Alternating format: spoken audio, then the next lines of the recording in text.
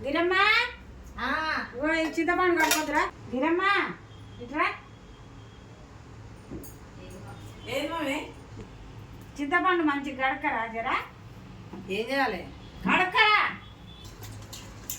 ఏదో బయటికి కడుగుతా ఉంటే మురికి వెళ్తుంది మమ్మీ ఎంత కడిగినా మురికి వెళ్తుంది